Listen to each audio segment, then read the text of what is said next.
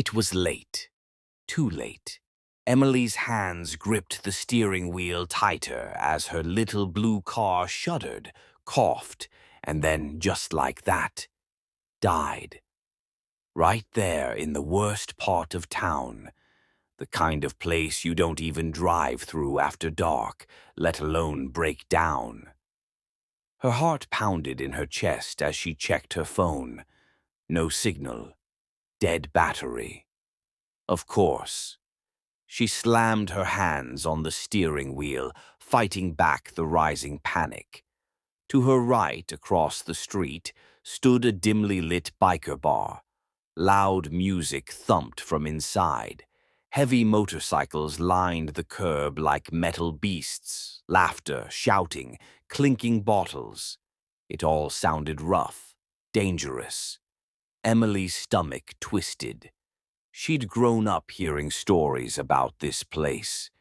It was where fights broke out, where bad news gathered, where women like her, alone, out of place, simply didn't belong.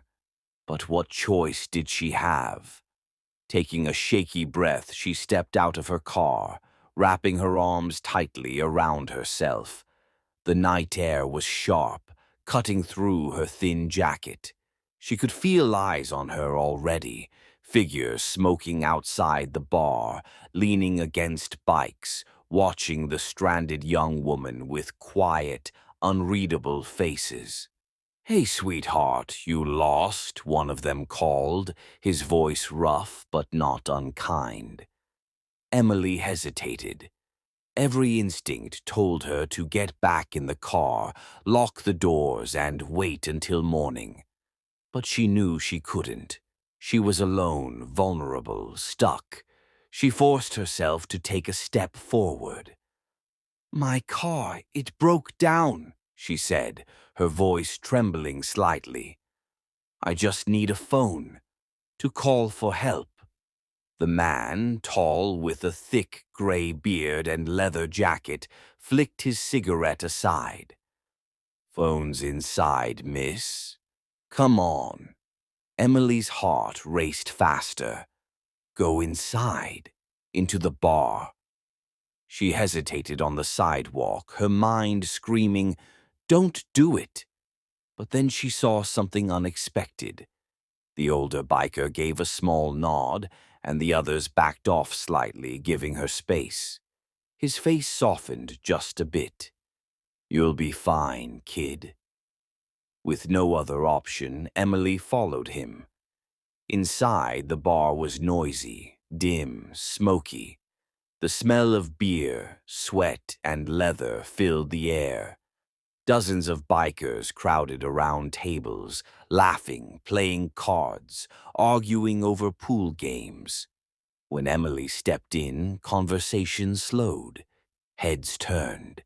She felt every eye in the room on her, a heavy weight pressing down. She was completely out of place. Young, clean-cut, wearing a floral dress and sneakers. She felt like a lamb surrounded by wolves. The gray-bearded biker led her to the bar counter, signaling to the bartender. "This one needs a phone." The bartender, a large woman with tattoos and a sharp smile, handed over a cordless phone without a word. Emily's hands trembled slightly as she dialed. She called roadside assistance. No answer. She tried her friend, voicemail. She tried her mom, voicemail. With each failed call, the knot in her stomach tightened. She hung up, blinking fast to keep back tears. "Any luck?" the bearded biker asked. She shook her head. "No one's picking up." I don't know what to do." The man looked at her quietly for a long moment. Then he gave a small, almost amused chuckle. "All right, boys," he called out, turning to the room. "Looks like we got ourselves a little mission tonight." Emily's eyes widened. "Wait, what?" Before she could finish, Several bikers got up from their tables, pulling on jackets, grabbing tools. One of them winked at her. "Don't worry, sweetheart. We're pretty handy." Emily stood frozen, watching as the bikers transformed before her eyes. Moments ago, they'd looked like the kind of rough, intimidating men her parents had always warned her about. Now they were pulling on work gloves, grabbing toolboxes from the back, calling to each other about jumper cables, engine trouble, and spare parts.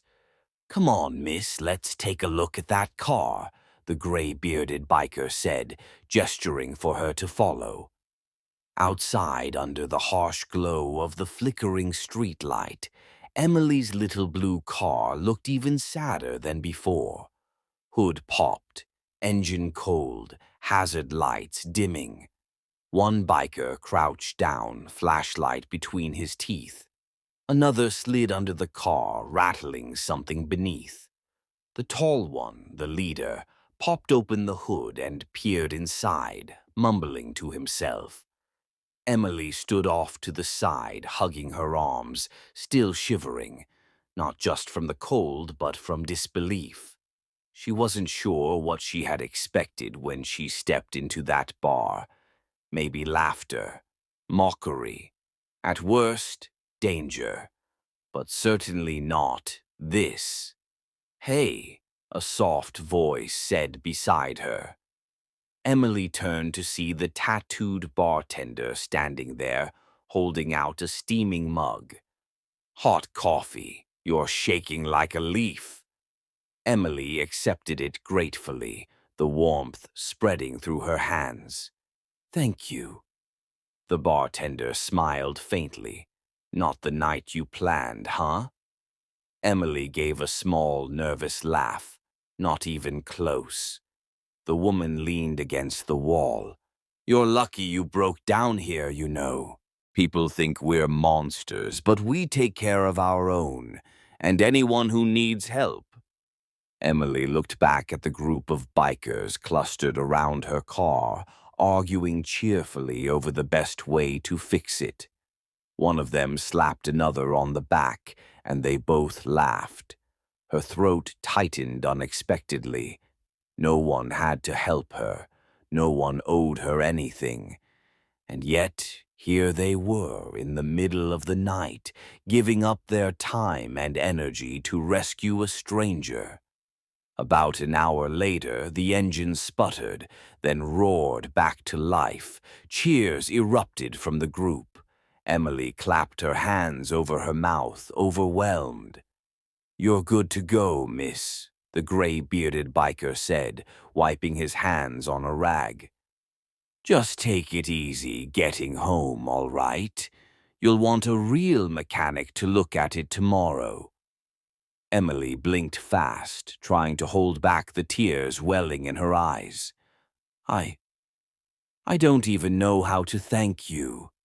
"Forget it," the man grinned. "We've all been stuck before." Another biker chimed in. "Just remember, not all monsters live in bars." Emily let out a shaky laugh. "I'll remember." She got into the car, hands trembling slightly on the wheel. As she pulled away, she glanced in the rearview mirror, seeing the group waving after her, the neon bar sign flickering in the background. She let the tears fall then. Not tears of fear, not tears of stress, tears of gratitude. Emily drove slowly, her headlights cutting through the quiet, dark streets. The tears wouldn't stop. Not because she was sad or scared, but because something inside her had shifted. She had grown up with a very clear picture of the world. Dangerous places were dangerous. Certain people were not to be trusted. You had to stay in your lane, follow the rules, keep your head down. But tonight had shattered that picture. Those bikers, the ones everyone warned her about, the ones she herself had feared. They had been her rescuers, not just in a mechanical sense, but emotionally too. They reminded her that sometimes kindness comes from the most unexpected places, wrapped in leather and tattoos, carrying grease-stained wrenches. When she finally pulled into her driveway, the porch light was on. Her mom was waiting at the door, worry etched on her face. "Emily, where have you been? I was about to call the police." Emily stepped out, still wiping at her damp cheeks. "Mom, you won't believe what just happened." They sat at the kitchen table, mugs of tea steaming between them, as Emily poured out the entire story. The breakdown, the biker bar, the rough-looking men who had shown her more compassion than she ever expected. Her mother listened, wide-eyed, clutching her hands. When Emily finished, her mom sat back slowly.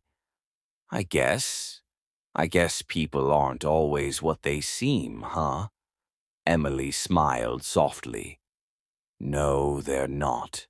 That night, as she lay in bed, Emily thought about the leader, the gray-bearded biker. She realized she never even got his name. She promised herself that if she ever saw him again, she'd thank him properly. Months passed, but the memory stayed with her. It made her look at people differently, not just on the surface, but deeper. She started volunteering at a local community center, working with youth from tough neighborhoods, realizing that life was messier and more complicated than the neat categories she'd been taught. One day, as she helped organize a fundraiser, she noticed a familiar figure walking through the crowd, a tall man, leather jacket, gray beard. Her heart leapt. Without thinking, she ran over. "Hey, do you remember me?" He turned, surprise flickering in his eyes before he grinned. "Well, well, if it isn't the girl with the stubborn car." They both laughed. "I never got to properly thank you," Emily said earnestly. "That night, it meant more than you know." The man shrugged, smiling kindly. "You don't owe me anything, kid. Just pass it on." And Emily knew deep down that she would.